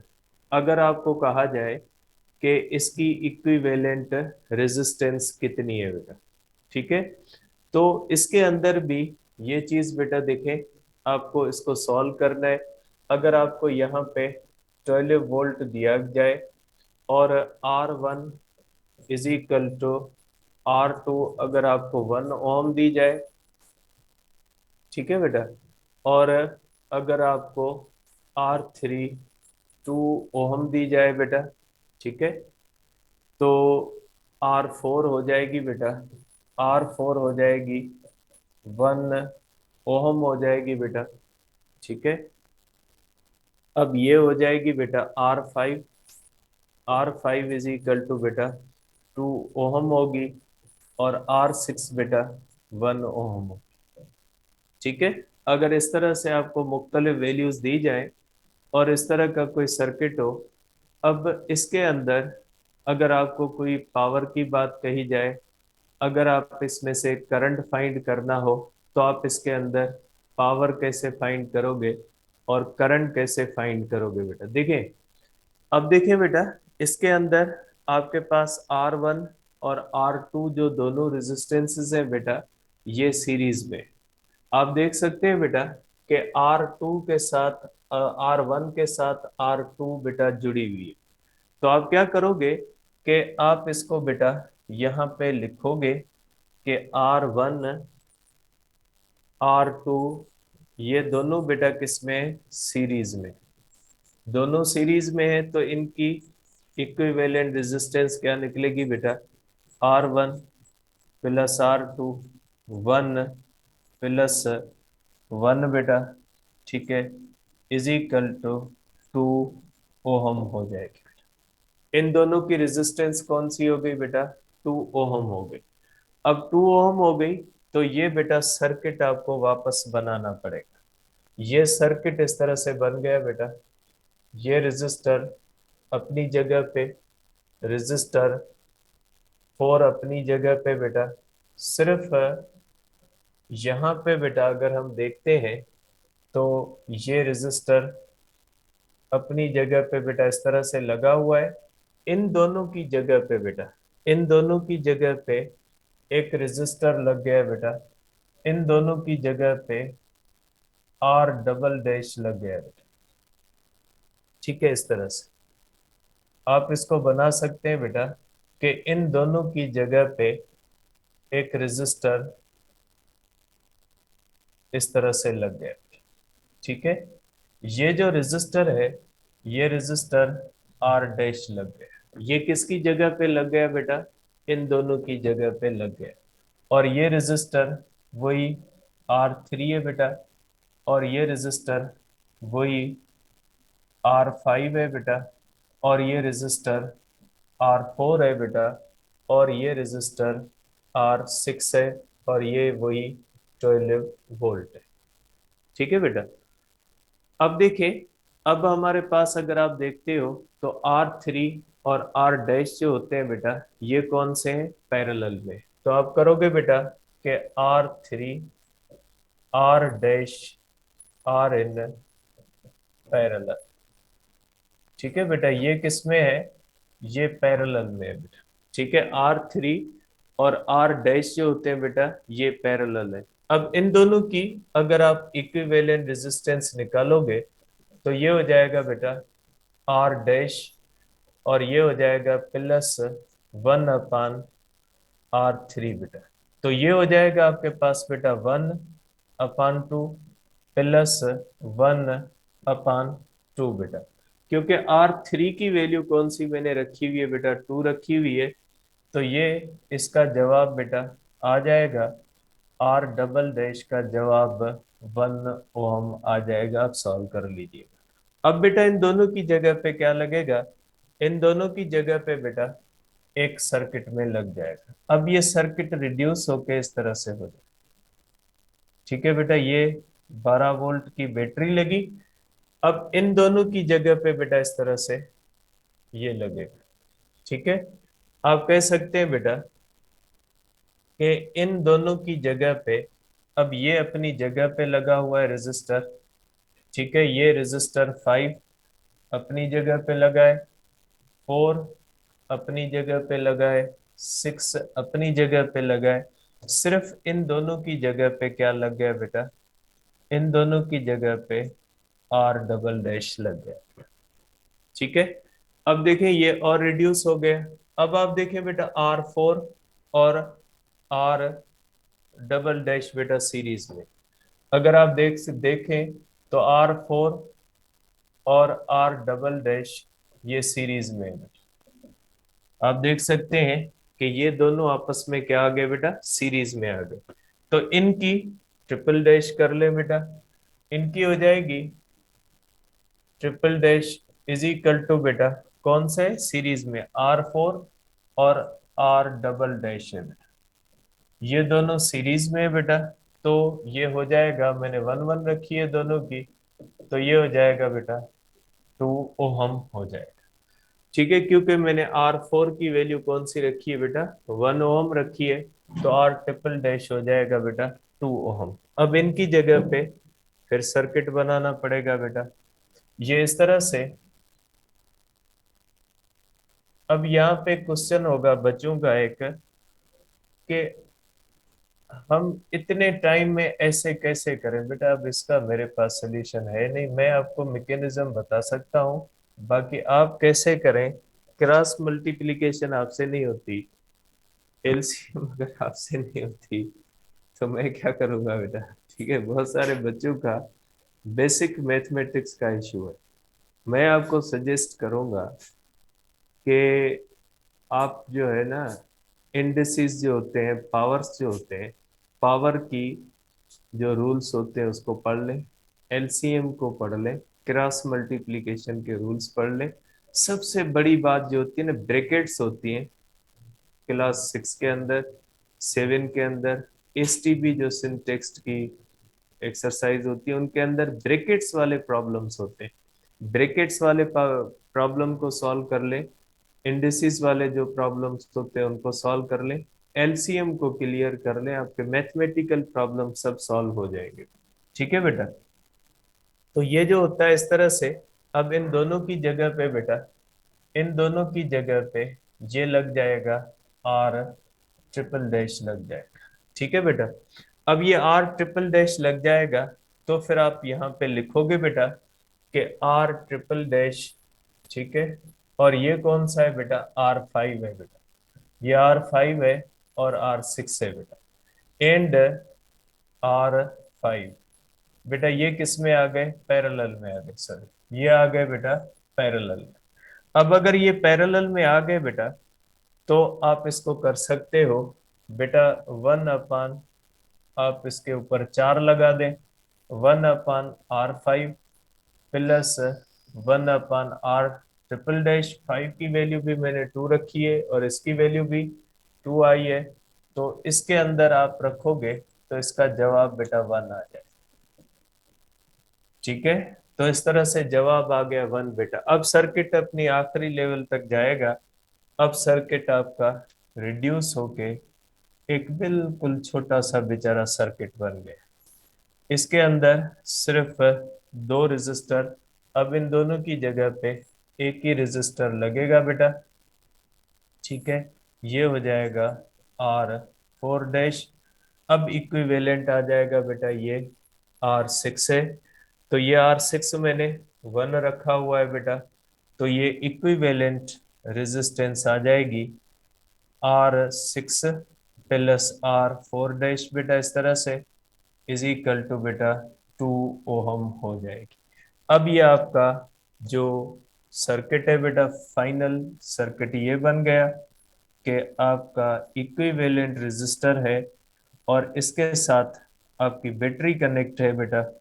ठीक है, ये इस तरह से 12 वोल्ट बैटरी के साथ ये इक्विवेलेंट रेजिस्टेंस से कनेक्ट है। मींस ये सारे मिलके जो काम कर रहे थे उतना काम आपका एक 2 ओम का रेजिस्टर कर देगा। तो ये बेटा इस तरह से सर्किट रिड्यूस हो गया। अब अगर इसमें आप करंट निकालें बेटा, कि इस सर्किट के अंदर अगर आप करंट निकालें, तो आप करंट कैसे निकालोगे बेटा। ठीक है, तो बेटा आप इसको यहां से वापस रिवर्स करोगे बेटा। आप अगर करंट निकालना चाहें तो आई ई इज इक्वल टू V/R बेटा। 12 वोल्ट है और ये इक्विवेलेंट रेजिस्टेंस 2 है बेटा, इसके अंदर करंट 6 एम्पियर होगा। तो बेटा इसके अंदर जो करंट होगा, इसके अंदर जो करंट फ्लो करेगा, ये 6 एम्पियर करंट फ्लो करेगा। ठीक है बेटा, अब ये किसकी रिप्लेसमेंट है, 2 सीरीज की है, तो इसके ऊपर भी 6 एम्पियर होगा और इसके अंदर भी 6 एम्पियर। ठीक है बेटा, दोनों के ऊपर 6 एम्पियर होगा, क्योंकि ये किसकी रिप्लेसमेंट है बेटा, ये इन दोनों को रिप्लेस कर रहा है, तो जितना करंट इसमें होगा उतना करंट इसके अंदर होगा। और आप यहाँ पे कर सकते हैं V is equal to I R. तो इसके ऊपर पोटेंशियल भी आप निकाल सकते हो बेटा, आई एस 6 और ये 1 है, तो यहाँ पे बेटा ये हो जाएगा आपका 6 वोल्ट। तो बेटा इसके ऊपर जो पोटेंशियल होगा, इसके ऊपर पोटेंशियल जो होगा बेटा वो 6 वोल्ट होगा। ठीक है, इसके ऊपर अगर आप पोटेंशियल निकालोगे V6 इज इक्वल टू आई इसके अंदर 6 है और R6 है बेटा, R6 की वैल्यू 1 है, तो ये होगा बेटा इज इक्वल टू 6 वोल्ट। तो इसके ऊपर भी पोटेंशियल कितना है, 6 वोल्ट है। ठीक है, इस तरह से आप सब के ऊपर निकालते जाए। देखिए बेटा, ये R444 पे करंट 6 एम्पियर है और इसका पोटेंशियल कितना है बेटा, इसके ऊपर पोटेंशियल 6 वोल्ट है। ये किसको रिप्लेस कर रहा है, ये रिप्लेस कर रहा है दो पैरेलल को। तो इसका मकसद है कि इसके ऊपर 6 वोल्ट होगा और इसके ऊपर भी 6 वोल्ट। देखिए बेटा, ये किसकी रिप्लेसमेंट है, दो पैरेलल की रिप्लेसमेंट है। अगर इन इसके पास 6 वोल्ट है तो इन दोनों के पास क्या हो जाएगा, 6 वोल्ट हो जाएगा। इसका करंट निकाल लें बेटा, आई ट्रिपल डैश V/R6 और R ट्रिपल डैश की वैल्यू है बेटा 2, मींस इसके अंदर करंट 3 एम्पियर होगा। बेटा इसके अंदर करंट कितना है, 3 एम्पियर है। ठीक है बेटा, आप इसके अंदर करंट निकाल लें, I5 is equal to V/R। 5 की रेजिस्टेंस कौन सी है बेटा, 5 की रेजिस्टेंस 2 है, बेटा upon 2 is equal to 3 ampere है। बेटा इसके अंदर भी करंट कितना है, 3 एम्पियर। इस तरह से बेटा पीछे आप सबके ऊपर करंट और पोटेंशियल निकाल सकते हो। ठीक है, सबसे पहले आपने क्या करना है, सबसे पहले आपने इक्विवेलेंट रेजिस्टेंस निकालनी है। इक्विवेलेंट रेजिस्टेंस निकालने के बाद आप प्रोसेस को इस तरह से पीछे ले जाओगे और प्रोसेस को पीछे आप करंट भी निकालते जाओगे और पोटेंशियल भी निकालते जाओगे और इसको प्रोसीड करते करते आप इसके अंदर मुख्तलिफ चीजें फाइंड कर सकते हैं। ठीक है, तो इस तरह से सर्किट को आप प्रोसीड कर सकते हैं। तो ये आप इसको इस तरह से सॉल्व कर सकते हैं बेटा। इसके सिवा एक क्वेश्चन है बेटा, STBR किताब दी। अब इसके अंदर एक क्वेश्चन बेटा, किरचॉफ लॉ आज नहीं होगा, किरचॉफ लॉ आज देखता हूँ, कोशिश करता हूँ मैं दिन में करवा दूं या जो है वो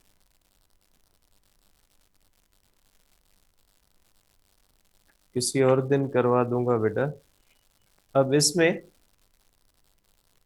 एक तो एग्जाम्पल है बेटा, ये एग्जाम्पल है STB के अंदर जो है वो एग्जाम्पल है हमारे पास बेटा।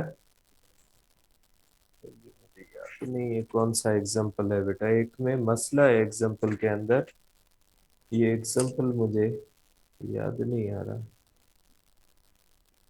हाँ, ये बेटा पेज नंबर 93 पे बेटा एग्जाम्पल नंबर 13.8 है बेटा। ये एग्जाम्पल है पेज नंबर 93 पे, एग्जाम्पल बेटा 13.8 है बेटा। एग्जाम्पल है हमारे पास 13.8 है बेटा।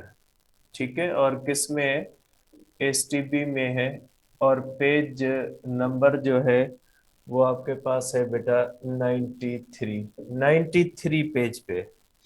इसके अंदर कहा गया है बेटा कि इसके अंदर डिस्टेंस दिया गया है। ठीक है, इसके अंदर बेटा डिस्टेंस दिया हुआ है कि बल्ब का डिस्टेंस जो है ये 15 मीटर है। ठीक है, जबकि लेंथ कितनी दी हुई है बेटा, इसकी लेंथ जो दी गई है वो 30 मीटर दी गई है। ठीक है बेटा, इसमें कहा गया है water heater draws 30 ampere current from 220 volt power source 15 metre away, 15 metre है। व्हाट इज द मिनिमम, ये आगे प्रोसेस होगा। लेकिन जो इसमें बात बतानी है कि इसमें कहा गया है कि ये हीटर जो है ये कितने डिस्टेंस पे है, ये हीटर जो है ये 15 मीटर है बेटा। तो बेटा इसका मतलब है 15 मीटर करंट इस तरह से जाएगा, यहां से गुजरेगा और 15 मीटर ये होगा। इसलिए टोटल लेंथ हम कितनी लेते हैं, 15 प्लस 15 इज इक्वल टू क्या लेंगे, 30 मीटर ले, क्योंकि इसका मतलब है पावर लाइन यहां से बेटा, पावर लाइन के और हीटर के दरमियान डिस्टेंस 15 मीटर है। करंट एक वायर से जाएगा, दूसरी वायर से वापस आएगा, तो करंट को कितनी बड़ी जो है वो वायर से गुजरना पड़ेगा, 30 मीटर बड़ी वायर, क्योंकि आपको पता है दो वायरें होती, एक वायर की जो है वो लेंथ 15 मीटर, दूसरी वायर की 15 मीटर, 15 मीटर करंट जाएगा उस हीटर में, हीटर से वापस आएगा, तो टोटल डिस्टेंस कितना है बेटा, इसलिए यहाँ पे टोटल डिस्टेंस कितना रखा हुआ है, 30 मीटर। और नीचे शायद कैलकुलेशन में भी मिस्टेक है, कैलकुलेशन की मिस्टेक बेटा आप सही कर लीजिएगा। अब एक एक्सरसाइज के अंदर है बेटा, एक्सरसाइज के अंदर है 13.18 बेटा, 13 पॉइंट, ये एक्सरसाइज का है बेटा, और ये एक्सरसाइज है एसटीबी की बेटा। इसके अंदर कहा गया है द रेजिस्टेंस ऑफ टंगिस्टन, बेटा ये 13109 पेज, 109 पेज पे है बेटा, 109 पेज पे है। The resistance of tungsten wire used in the filament of 60 watt bulb is 240 ohm बेटा। इसके अंदर दी गई है रेजिस्टेंस बेटा, रेजिस्टेंस R1 दी गई है, 240 ओहम रेजिस्टेंस दी गई है बेटा, और कितने टेम्परेचर पे दी गई है बेटा, T1 है बेटा। ठीक है, T1 कितना होता है, 20 डिग्री सेल्सियस है बेटा।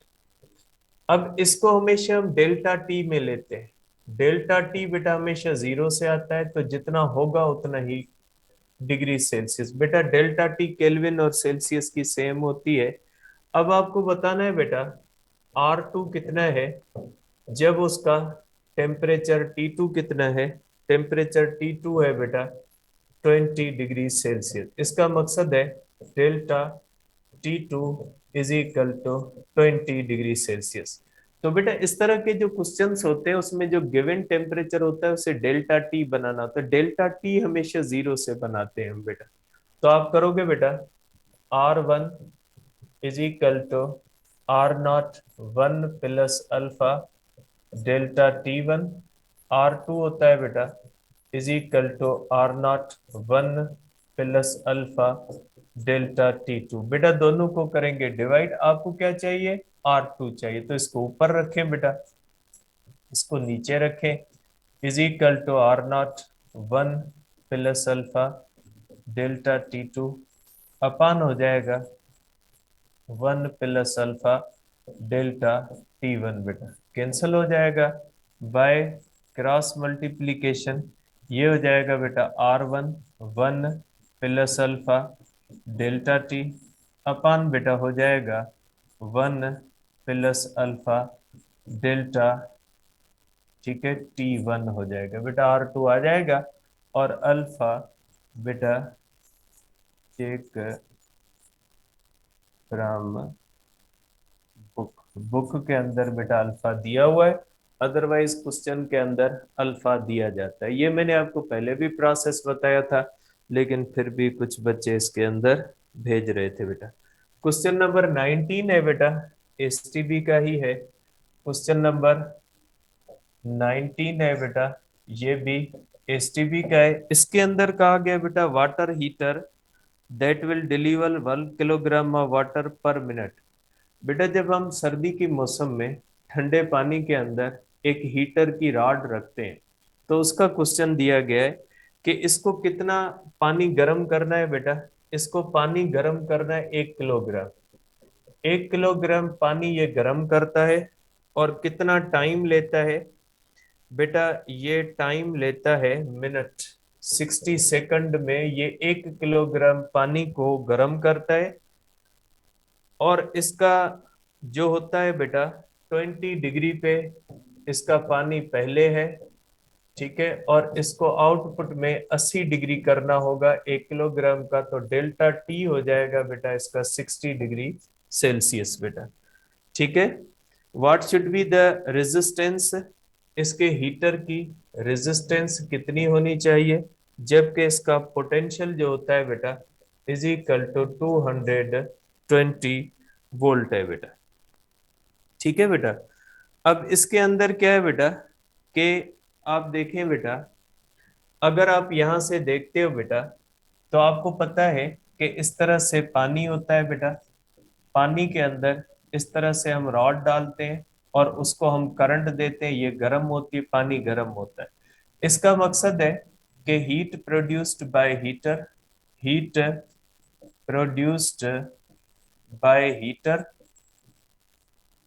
Is equal to heat gained by water. बेटा जितनी हीट हीटर प्रोड्यूस करेगा उतनी ही वाटर गेन करेगा। हमने देखा है बेटा, पानी को गर्म करते हैं तो heat produced by heater H, और ये होती है बेटा डेल्टा क्यू, क्योंकि पानी के अंदर जो हीट जाती है उसको डेल्टा क्यू कहते हैं। बेटा ये हो जाएगा V square upon R into T is equal to M C delta T. और ये जो सी होती है बेटा, सी होती है स्पेसिफिक हीट ऑफ वाटर, जिसकी वैल्यू आपको पता है बेटा 4200 जूल पर किलोग्राम पर केल्विन है बेटा। ठीक है, तो यहां से आप कर सकते हैं बेटा R is equal to V square into T upon M C delta T. पूरी डेटा आपके पास मौजूद है, आप रेजिस्टेंस निकाल सकते हैं बेटा। ठीक है, बाकी बेटा ये क्वेश्चन है, क्वेश्चन नंबर 13.11 है, इसके अंदर मिस्टेक है बेटा। इसके अंदर मिस्टेक ये है कि गिवन करंट, ये जो है बेटा 22 एम्पियर है, ये बेटा गलत है। और गिवन करंट यहाँ पे हो जाएगा 2.2 एम्पियर बेटा, ये इसको सही कर लीजिए। ये 22 नहीं है, 2.2 है बेटा। ठीक है, बाकी तो सिंपल है बेटा। ये सर्किट है बेटा, अगर आप 13.9 पे देखोगे बेटा, पेज नंबर 107 है, इसका बेटा सर्किट खोले 13.9 का बेटा। इसके अंदर बेटा ये जो लेफ्ट एंड पे, ये जो लेफ्ट एंड पे, लेफ्ट एंड वाले जो 15 ओम और 10 ओम है, ये दोनों पैरेलल है। इनको सॉल्व करोगे तो बेटा एक सीरीज में आ जाएंगे, फिर 4 4 और इनका जो रिजल्टेंट होगा सीरीज में आ जाएंगे, फिर उनको सॉल्व करोगे पैरेलल सीरीज। इसी तरह से जैसे मैंने आपको प्रोसेस बताया, सिंपल सर्किट है बेटा। ठीक है, तो ये हो गया बेटा, इसमें कोई ऐसी चीज है नहीं, मुझे नजर नहीं आती। ठीक है, अगर हो तो फिर बता दीजिएगा, बुक्स के अंदर, केपी के अंदर, पंजाब के अंदर या सिंध के अंदर अगर कोई ऐसी लाइन है या अगर कोई ऐसा क्वेश्चन है जिसमें कंफ्यूजन है तो आप बता दीजिएगा। बाकी वैसे एमसीक्यूज बेटा मैंने आपको भेजे हैं, जो एररलेस से मैंने वो सिलेक्ट किए हैं, जो आपके जो मैं समझता हूँ कि आपकी प्रैक्टिस होनी चाहिए। और स्ट्रेचिंग ऑफ रजिस्टर के बेटा भी बच्चों ने भेजे हैं, तो स्ट्रेचिंग के मैंने रूल्स आपको भेजे, एक पीडीएफ भेजा था पॉइंट्स का, उसके अंदर स्ट्रेचिंग का। अब उसके अंदर जब कभी क्वेश्चन दिया जाता है कि a resistor is stretched twice of length, तो उसका फार्मूला अलग लिखा हुआ है। और if a resistor is stretched such that its area और रेडियस बिकम्स हाफ या समथिंग, तो जब रेडियस का दिया जाता है कि रेडियस इतना हो जाता है, उसका फार्मूला अलग है। तो क्वेश्चन के अंदर पहचान करनी होगी। और मैंने जो क्वेश्चन का पीडीएफ भेजा है आपको प्रैक्टिस क्वेश्चन का, उसके तकरीबन मैंने कोशिश की है जो आम जो होते हैं, जो पैटर्न होता है उसके तरह का एक क्वेश्चन और उसका सोल्यूशन भेजा है, ताकि उसको देख के आप सॉल्व करें बेटा। ठीक है, ज्यादा जाहिर सी बात है कि अब कोई ये फिजिक्स यहीं तक नहीं है, बहुत सारी चीजें ऐसी हैं जो इसके सिवा भी हैं। तो मैं फिर आपको यही बात कहूंगा बेटा कि अपने आप को एक लिमिट तक अगर महदूद रखोगे तो आपका फायदा होगा। ठीक है, ऐसे तो फिजिक्स यहाँ पे खत्म नहीं होती और यहाँ से आपसे खत्म भी नहीं होगी।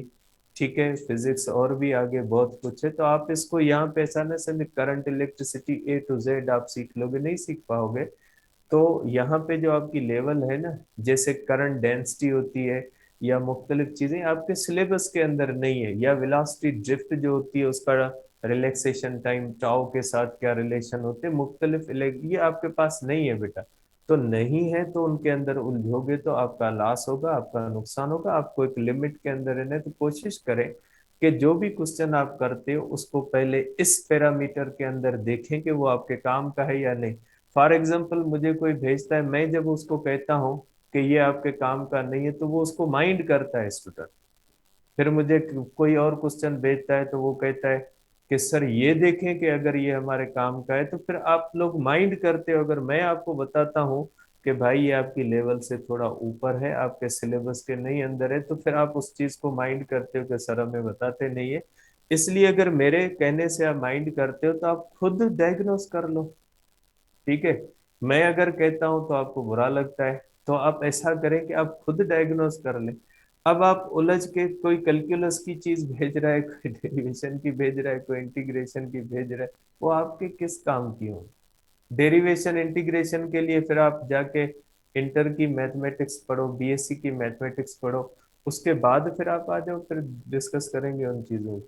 तो बेटा एक लेवल तक आप देखें जो आपके पास है ही नहीं। न सिंध के अंदर चीज दी गई है, न केपी के अंदर दी गई है, न जो है वो पंजाब के अंदर दी गई। जैसे कल किसी ने भेजा वो कलर कोड्स वाला, कि रेड का ये नंबर क्यों। भाई जब आपको नहीं पढ़ाई गई चीज तो फिर छोड़ देना, वो आपके काम की नहीं है यहाँ पे, तभी आपको नहीं पढ़ाई गई।